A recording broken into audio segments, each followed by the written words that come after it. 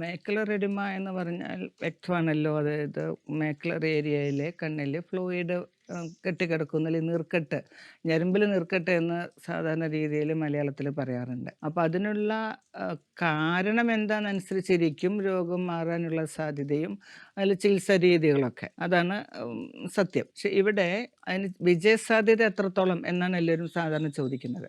അപ്പോൾ ഏത് രോഗത്തിനും അതിൻ്റേതായ ചില റൂട്ട് കോസ് ഉണ്ട്.